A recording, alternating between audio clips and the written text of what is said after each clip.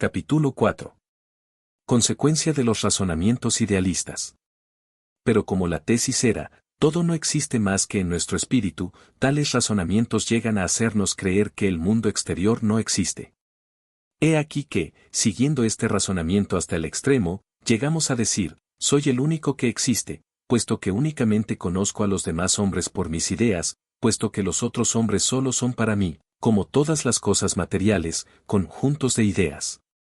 Es lo que en filosofía se llama el solipsismo, que quiere decir solo yo mismo. Berkeley nos informa Lenin en su libro ya citado, se defiende instintivamente contra la acusación que se le hace de sostener tal teoría. De suerte que hasta se comprueba que el solipsismo, forma extrema del idealismo, nunca ha sido mantenido por ningún filósofo. Precisamente por eso debemos consagrarnos, discutiendo con los idealistas, a recalcar que los razonamientos que niegan efectivamente la materia, precisan para ser lógicos y consecuentes, llegar hasta este extremo absurdo que es el solipsismo. Capítulo 5. Los argumentos idealistas. Hasta aquí nos hemos circunscrito a resumir de la manera más simple la teoría de Berkeley, porque es él quien ha dicho más francamente lo que es el idealismo filosófico.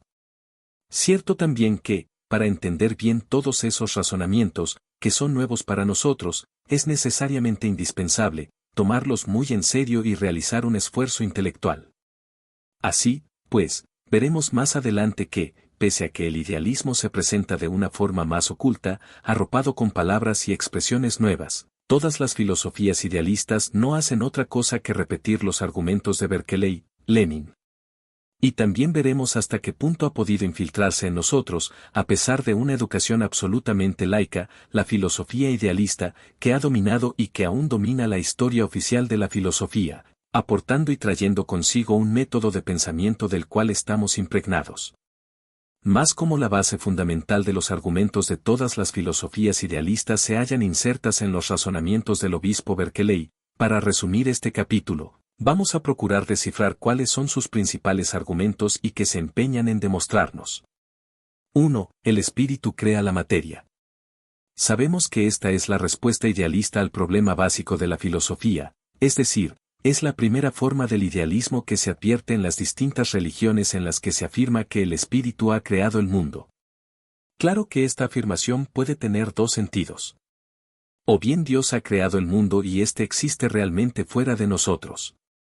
Y por tanto es el idealismo ordinario de las teologías. O bien Dios ha creado la ilusión del mundo, ofreciéndonos ideas que no conciernen a nada. Este, sin duda, es el idealismo inmaterialista del obispo Berkeley, el cual pretende probarnos que el espíritu es la única realidad, en virtud de que la materia es un producto fabricado por nuestro espíritu.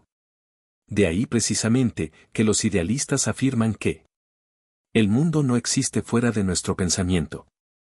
Esto es lo que Berkeley se empeña en demostrarnos al afirmar que cometemos un gran error si señalamos en las cosas, como propias de ellas, cualidades y propiedades que solo existen en nuestro espíritu. En definitiva, para los idealistas, los bancos y las mesas existen, sin duda, pero únicamente en nuestro pensamiento, y no fuera de nosotros, porque son nuestras ideas las que crean las cosas. Dicho de otro modo, las cosas son, pues, el reflejo de nuestro pensamiento. Cierto, puesto que es el espíritu el que crea la ilusión de la materia, habida cuenta de que el espíritu es el que infiltra en nuestro pensamiento la idea de la materia, puesto que las sensaciones que experimentamos ante las cosas no proceden de las cosas mismas, sino únicamente de nuestro pensamiento, porque la causa de la realidad del mundo y de los objetos es nuestro pensamiento y, por tanto, todo lo que nos rodea no existe al margen o fuera de nuestro espíritu y solo puede ser el reflejo de nuestro pensamiento. Pero en virtud de que, para Berkeley, nuestro espíritu sería impotente para crear por sí solo sus ideas, y que, por otra parte, no hace lo que quiere, como sucedería si las creara por sí mismo, hay que convenir en que otro espíritu más poderoso es el que las crea. Así Dios es el que crea nuestro espíritu y nos asigna todas las ideas del mundo que encontramos en él. Estas son las principales tesis sobre las cuales se apoyan las doctrinas idealistas y las respuestas que dan al problema fundamental de la filosofía. En el capítulo siguiente veremos la réplica de la filosofía materialista a esta cuestión y a los problemas planteados por todas estas tesis. Capítulo 3. El materialismo. ¿Por qué debemos estudiar el materialismo? Ya hemos visto que, para contestar a este problema, ¿cuáles son las relaciones entre el ser y el pensamiento? Solo puede haber dos respuestas, opuestas y contradictorias. En el capítulo precedente, hemos estudiado la contestación idealista y hemos contemplado los argumentos presentados para defender esta filosofía. Ahora nos falta examinar la segunda contestación a este problema fundamental, problema repetimos, que se halla en la base de toda filosofía, y ver cuáles son los argumentos que el materialismo presenta en su defensa. Tanto más cuanto que sabemos que el materialismo constituye para nosotros una filosofía de gran importancia, porque es ciertamente la filosofía del marxismo. En consecuencia, consideramos indispensable conocer muy a fondo el materialismo. Y debemos hacerlo, sobre todo porque las concepciones de esta filosofía son tan mal conocidas que se ha llegado al grado de presentarlas falsificadas. Debemos hacerlo, también, porque, ya sea por nuestra educación o por la instrucción que hemos recibido primaria o desarrollada, por nuestros hábitos de vivir y de razonar, todos, sin excepción y más o menos sin darnos cuenta, estamos impregnados de concepciones idealistas. Por otra parte, y en otros capítulos, veremos muchos ejemplos que explican esta afirmación. De ahí que sea una necesidad absoluta, para todos aquellos que se proponen estudiar el marxismo y conocer su base, el materialismo. Capítulo 2. ¿De dónde procede el materialismo?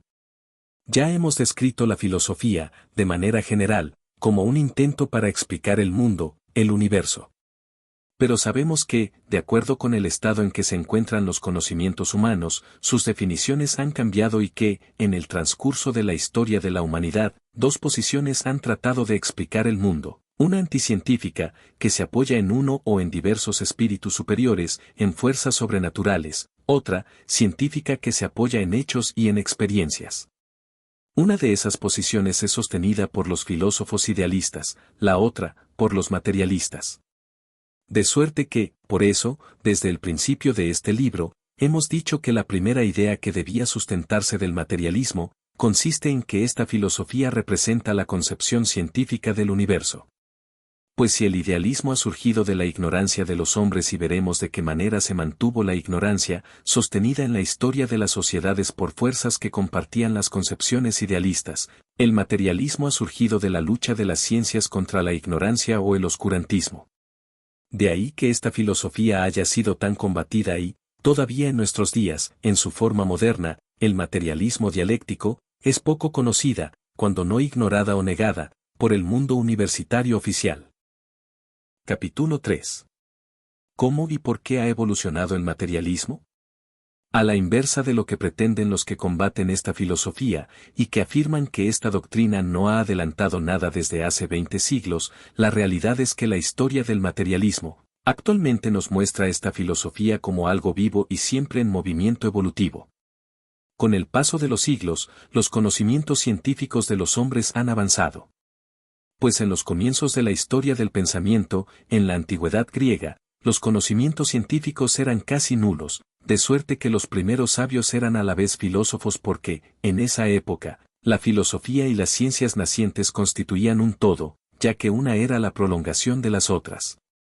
Pero en el adelante, como las ciencias centraban sus precisiones en la disquisición de los fenómenos del mundo, las cuales trataban y hasta se hallaban en contradicción con las de los filósofos idealistas, surgió un antagonismo entre la filosofía y las ciencias. Y como las ciencias estaban en plena contradicción con la filosofía oficial de esa época, fue necesario que se separaran. Por tal motivo, nada es más apremiante para ellos que desprenderse del fárrago filosófico y dejar a los filósofos las múltiples hipótesis para tomar contacto con problemas restringidos, o sea, aquellos que están maduros para una próxima solución. Es entonces cuando se produce esa distinción entre las ciencias y la filosofía. Pero el materialismo nacido con las ciencias, vinculado a ellas y dependiente de ellas ha progresado y evolucionado con ellas, para así llegar, con el materialismo moderno el de Marx y Engels, a reunir de nuevo la ciencia y la filosofía en el materialismo dialéctico. A continuación, estudiaremos esta historia y esta evolución que se hallan vinculadas a los adelantos de la civilización, pero desde ahora constatamos, y es lo más importante de recordar, que el Materialismo y las ciencias están vinculados, uno a las otras y que el materialismo depende en absoluto de la ciencia. Nos queda, en efecto, señalar y definir las bases del materialismo que atañen por igual a todas las filosofías que, con distintos aspectos, provienen del materialismo. Soy Elma Hilario, directora del canal Perú Camachi Prensa Alternativa.